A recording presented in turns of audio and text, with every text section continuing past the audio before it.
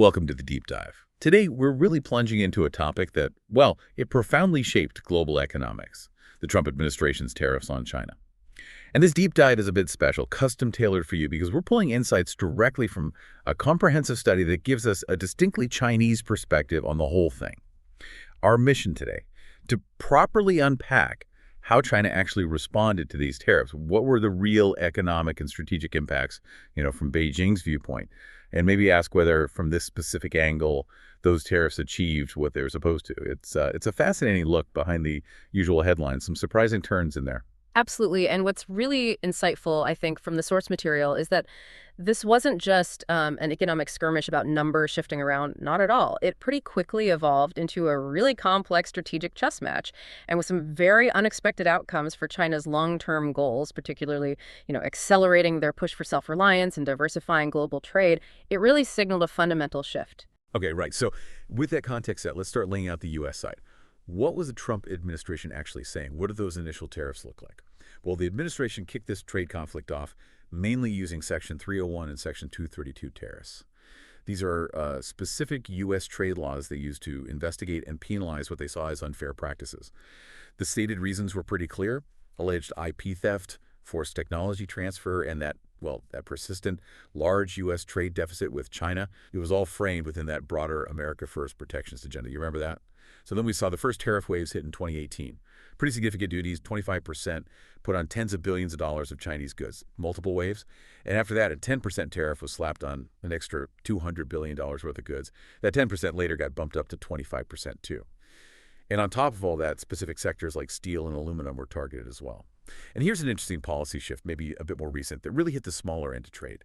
In early 2025, the U.S. ended the de minimis exemption. Right, so before that, low-value Chinese goods, anything under $800 could come in duty-free. Now, the official line was about curbing Sentinel imports, but this change had a huge impact on small parcels and, crucially, thousands of smaller factories in China. And I think a defining feature looking back of the administration's tariff policy was just how unpredictable it was. Yeah, deadlines, rates, they were constantly being shifted around, created massive uncertainty for businesses, really on both sides. At their peak, U.S. tariffs on Chinese goods got as high as, under 25%? With threats going up to 245% even. The policy was, characterized by some as a cudgel to beat concessions, just trying to force China's hand. That unpredictability, exactly as you said, made any kind of strategic planning incredibly difficult. But canting this to the bigger picture, from the Chinese perspective, this whole approach fundamentally shifted their understanding. It basically signaled that trade wasn't just about economics anymore. It had clearly become a geopolitical tool. And that realization, it necessitated a more strategic response from Beijing, not just reacting tit for tat. It implied that relying on, say, traditional WTO mechanisms just wasn't going to cut it against this kind of challenge. So China's initial stance was pretty consistent: reciprocity. They moved quickly, imposing retaliatory tariffs on U.S. goods, mirroring the U.S. moves, though sometimes the rates varied a bit. For instance, after those first U.S. tariffs you mentioned, China hit back with equivalent duties on tens of billions of dollars of American goods. They targeted quite a range of U.S. products, agricultural stuff like soybeans and pork, definitely. Energy products, too, like crude oil, LNG, even large displacement cars. At their highest points, China's tariffs on U.S. exports were ranging from roughly 30% up to over 100%. Right. Quite significant. Okay, so we've got the direct tariffs covered, tit for tat. Yeah. But beyond that, how did China frame this publicly? What was the narrative they were pushing? Well, Chinese officials consistently talked about wanting positive outcomes on the basis of equality, respect, and mutual benefit. That was the phrase you heard a lot. This diplomatic language positioned China as sort of the defender of multilateralism and fair trade against what they framed as U.S. unilateralism. The aim pretty clearly was to try and get international support on their side. And interestingly, Beijing often showed this strategic patience. They'd hold off on public comment until major decisions were final. Signaled a very calculated approach, I think.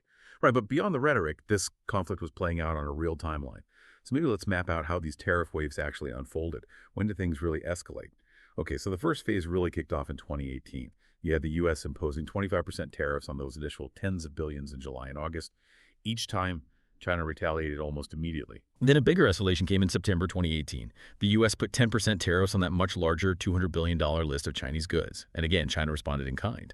And the escalation just kept going into 2019. In May, the U.S. hiked those tariffs on the $200 billion list from 10% up to 25%. China, again, matched it with retaliatory measures, then jumped forward to early 2025, and the landscape shifted again. A U.S. executive order added another 10% across the board on Chinese goods and, importantly, ended that de minimis exemption we talked about. Then things really ramped up in April 2025. Executive orders effectively pushed tariffs way over 100%. There was even talk of a scheduled 55% tariff if no deal was reached. It was intense. And while the targets were initially broad consumer goods, cars the focus later really sharpened onto high-tech sectors. The U.S. threatened 100% tariffs on computer chips, semiconductors. A very clear intent there to disrupt China's tech advancement. And this raises a really important question. How did China fight back beyond just matching tariffs? How did they leverage their, let's say, unique economic structure?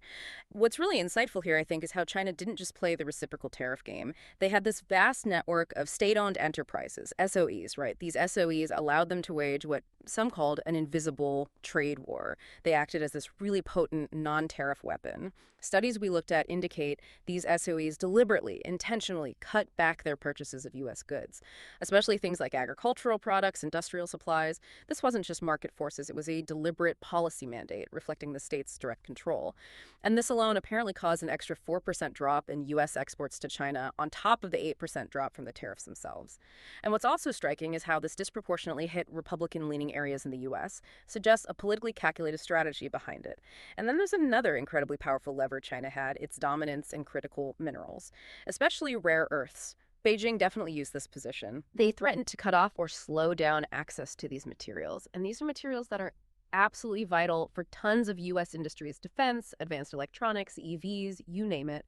This move really highlighted China's strategic foresight in controlling critical supply chains. It gave them a way to push back not just economically, but technologically, maybe even militarily. Wow. Okay, so despite all that escalation, these unique levers being pulled, both sides did still talk, right? There were negotiations, Yeah, temporary that's truces. everyone. Yeah, exactly. They led to temporary tariff truces, extensions. For instance, there was an agreement reached in Geneva, May 2025, that temporarily brought tariffs down from those triple-digit highs, still substantial, though U.S. duties around 30%, China's around 10%, and China also gave some relief to American companies that were on its export control lists. So it shows a degree of flexibility, maybe even in the middle of all this conflict. A very calculated dance, as you said. So after all that back and forth, the tariffs, the retaliation, what about the initial fears? The one saying U.S. tariffs would severely damage China's economy. Did that actually happen? Well, the analysis of the customs data we saw indicated those concerns were, and this is a quote, overblown. In fact, China posted a record trade surplus, $683.5 billion year to date. July exports were up 7.2%, beating expectations. Quite the surprise for some. Definitely. And a key factor in this resilience seems to be China's successful export diversification, a really big shift. So while direct exports to the U.S. did drop significantly, over 20% in July alone, 16% in June, China's exports to other places, like ASEAN countries, the EU, they increased enough to basically offset that loss. The U.S. share of China's total exports fell dramatically, went from about 20% back in 2018 to just 10% in the second quarter of 2025. Meanwhile, their total exports to everywhere else, the rest of the world, surged by 11% year over year. So China wasn't just taking the hit, they were actively rewriting their global trade map. And what's truly fascinating here, almost paradoxical, is the outcome. The data increasingly suggested that the tariffs might have actually steered capital flows into China, not away from it. How? Well, it seems other countries, who are also facing various U.S. levies, started looking to build closer trade ties with Beijing instead. Plus, some analysts point to the transshipment of goods, routing things through other Southeast Asian countries as playing a big part in China's export resilience. Basically a clever workaround. It really suggests the U.S. might have, miscalculated China's adaptability and just how central it is to global supply chains. The tariffs, maybe inadvertently, strengthened China's position with other partners and accelerated trends that were already happening anyway. Okay, so let's drill down a bit. What did all this mean for specific industries inside China? Let's maybe start with manufacturing. Right. So those higher import taxes on small parcels coming from China, they specifically hurt the smaller factories. We saw reports of layoffs, people relying more on gig work. But in response, Chinese firms got very good very quickly at relocating parts of their production, especially into Southeast Asia. This whole China plus one strategy really took off. The idea was to get around U.S. tariffs, yes, but also leverage cheaper labor elsewhere and diversify their supply chains. And the numbers back this up. Chinese foreign direct investment, FDI, into ASEAN nations. It grew massively from about $7 billion in 2020 to over $19 billion by 2024. Huge jump. Huge. And companies were also rerouting goods through third countries, or maybe doing the final assembly in Southeast Asia to avoid the tariffs. It became this ongoing cat-and-mouse game, with the U.S. trying to crack down on transshipments, even imposing these insane tariffs like 3,500% to try and stop it. Okay, what about the tech sector? Semiconductors specifically. That seemed like a major U.S. focus. Absolutely. The U.S. imposed those 100% tariffs on imported chips and semiconductors.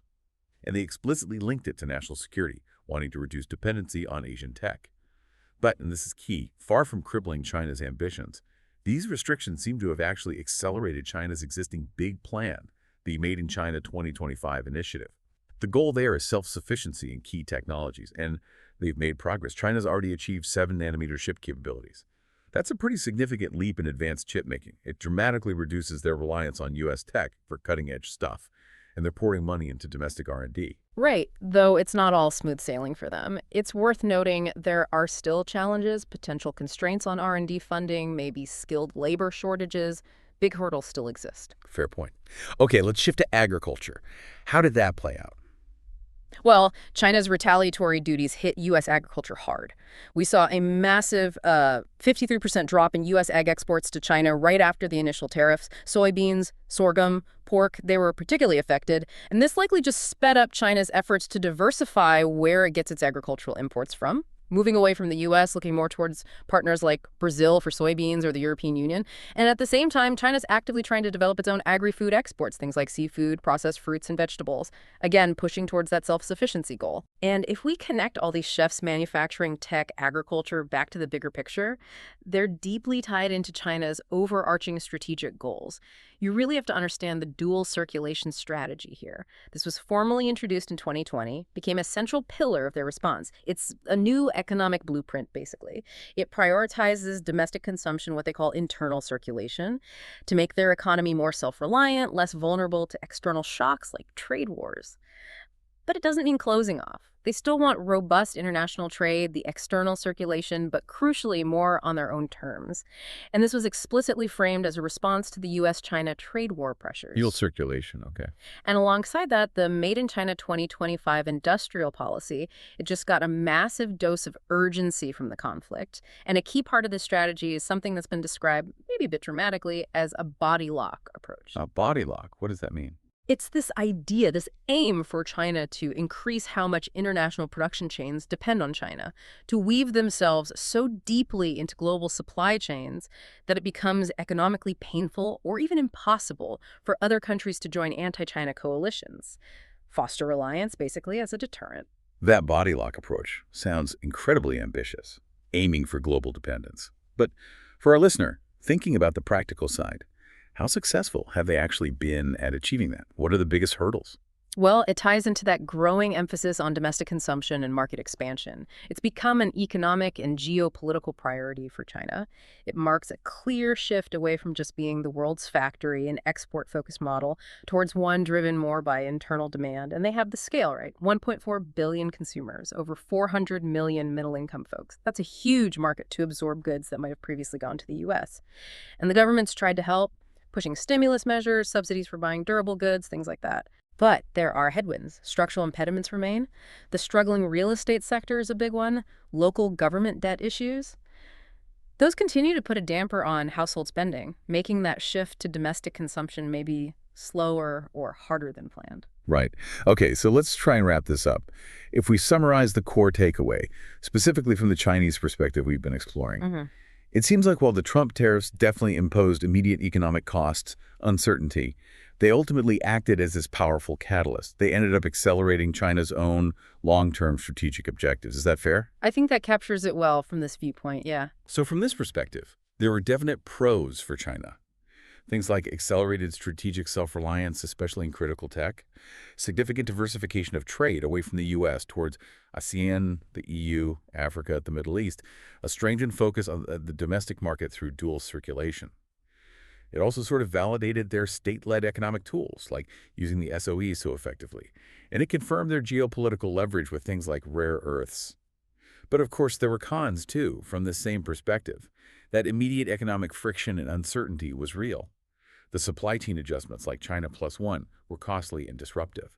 There are still ongoing challenges in achieving true tech self-reliance funding, talent gaps. The tariffs likely made existing structural economic imbalances worse. And it definitely led to more international scrutiny on their trade practices, especially around transshipments. Exactly. So, what does this all really mean for us, for you listening? I think this deep dive really shows us how even measures intended to be punitive, like these tariffs, can have really unexpected, almost paradoxical results. They can profoundly reshape global economic landscapes, and maybe not always in the ways that were intended. And this raises, I think, an important question for you to ponder. In this world of increasingly interconnected economies, how often do our actions, maybe policy actions, produce these kinds of long-term unintended strategic shifts? And what does that tell us about how we should approach international policy and trade going forward? Something to think about. Subscribe for more.